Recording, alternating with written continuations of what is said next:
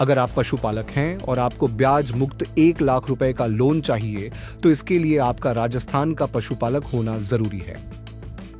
प्रदेश में सरकार बनाने के बाद से ही भजनलाल सरकार हर वर्ग के लिए योजनाएं लेकर आ रही है। ऐसे में पशुपालकों के लिए सरकार ने गोपाल क्रेडिट योजना शुरू की। इसका मुख्य उद्देश्य लंपी वायरस के बाद प्रभावित हुए पशुपालन को बढ़ावा देना और किसानों को आत्मनिर्भर बनाने में मदद करना है। किसी भी राज्य की आर्थिक समृद्धि में पशुधन का महत्वपूर्ण योगदान होता है। देश भर में पशुधन की संख्या के मामले में राजस्थान दूसरे स्थान पर आता है। 2019 की पशुधन गणना के अनुसार राजस्थान में पशुधन की संख्या 5,68,00,000 है। ऐसे में प्रदेश में पशुपालकों के लिए एक मजबूत योजना की आवश्यकता महसूस की जाती थी, जिससे वे आर्थिक रूप से मजबूत बन सकें और पशुपालन को बढ़ावा मिल सके। इसी सोच के तहत भजनलाल सरकार ने अगस्त 2024 में गोपाल क्रेडिट योजना शुरू की।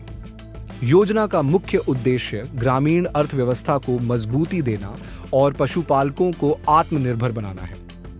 अब सवाल यह उठता है कि इस योजना से पशुपालक कैसे समृद्ध बनेंगे। सरकार ने पहले ही चरण में 5 लाख गोपालकों को लाभ पहुंचाने का लक्ष्य रखा है।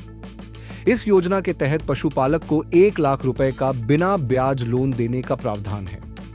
यह लोन पशु शेड, खेली के निर्माण और चारा बांटा से संबंधित उपकरण खरीदने के लिए दिया जाएगा। भजनलाल सरकार की इस योजना को लेकर प्रदेश के पशुपालकों में खासा उत्साह देखने को मिला। योजना के तहत लोन पाने के लिए वर्ष 2024 से 25 में ही 1 लाख से ज्यादा आवेदन प्राप्त हुए। इनमें से 37,400 से अधिक पशुपालकों के लोन मंजूर किए गए। साल 2022 में भारत में फैले लंपी वायरस का सबसे ज्यादा असर राजस्थान में देखा गया। पशुपालकों के जीवन यापन के आधार उनके पशुओं ने दम तोड़ दिया। उस वक्त की कांग्रेस सरकार न तो पशुपालकों की मदद कर सकी और न ही उन्हें आर्थिक सहारा दे सकी। यहां तक कि गहलोत सरकार ने पशुओं की मौत के आंकड़े तक छुपा लिए ताकि मुआवजा देने से बचा जा सके। मीडिया रिपोर्ट्स के मुताबिक देश भर में लंपी वायरस से 1.5 लाख से ज्यादा पशुओं की मौत हुई, जिसमें आधे से ज्यादा राजस्थान के थे। राजस्थान के 22 जिलों में इसका सबसे ज्यादा प्रभाव देखा गया, जिसमें बाड़मेर, जालौर, जोधपुर और सिरोही जैसे जिले सबसे ज्यादा प्रभावित थे। इन इलाकों में खेती कम होने के कारण पशुपालन ही मुख्य आय का स्रोत था।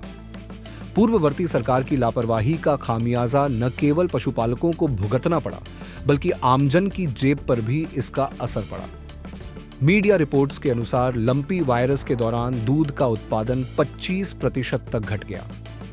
कंपनियों ने घी के दाम बढ़ा दिए, दूध महंगा हुआ और उससे बनने वाले अन्य उत्पाद भी महंगे हो गए। ऐसे में राजस्थान के पशुपालन को फिर से खड़ा करने और लंपी के दौरान हुए नुकसान से उबारने के लिए भजनलाल सरकार ने गोपाल क्रेडिट योजना शुरू की। इस योजना के तहत गोपालक सरकार से मिली मदद के जरिए अपनी आय बढ़ा सकते हैं। इस योजना की पात्रता और प्रक्रिया को बेहद सरल बनाया गया है ताकि अधिक से अधिक पशुपालक आवेदन कर सकें। अब जानते हैं कि गोपालक इस योजना में कैसे आवेदन कर सकता है। आवेदन करने के लिए गोपालक के पास जनाधार और आधार कार्ड होना अनिवार्य है। वहीं आवेदक ने 2 से अधिक लोन न ले रखे हों। इसके बाद गोपालक अपने नजदीकी ई मित्र केंद्र पर जाकर आसानी से आवेदन कर सकता है। सरकार ने इस योजना में पशुपालकों को लोन की कड़ी शर्तों से भी राहत दी है। इस लोन के लिए न तो डेयरी समिति की सदस्यता अनिवार्य है और न ही पंजीकृत समिति को दूध देने की शर्त रखी गई है। इससे छोटे स्तर पर पशुपालन करने वाले किसानों को सबसे ज्यादा लाभ मिलेगा, क्योंकि उनके लिए इन शर्तों को पूरा करना मुश्किल होता था। इसे देखते हुए भजनलाल सरकार ने इन नियमों को हटा दिया। इसके अलावा सरकार ने सिविल स्कोर, भूमि या संपत्ति गिरवी रखना और लोन से पहले समिति सचिव की अनुशंसा जैसी बाध्यताओं को भी खत्म कर दिया है। इन बाधाओं के हटने से पशुपालकों को बार बार दफ्तर के चक्कर नहीं लगाने पड़ेंगे। वे सीधे ई मित्र पर जाकर अपने दस्तावेजों के साथ आवेदन कर सकते हैं। 2012 में हुई पशुधन गणना के अनुसार राजस्थान में पशुधन की संख्या 5,77,00,000 थी, जो 2019 में घटकर 5 करोड़ थी। जो 2019 में घटकर 5 करोड़ 68 लाख हो गई। 6 साल में पशुधन की संख्या में 1.61% की गिरावट देखी गई। वहीं लंपी वायरस में 75,000 से ज्यादा पशुओं की मौत हो चुकी है। इसे देखते हुए भजनलाल सरकार पशुपालन में आ रही गिरावट को रोकने और अधिक से अधिक गोपालकों को लाभ देने के लिए इस योजना को लागू कर रही है।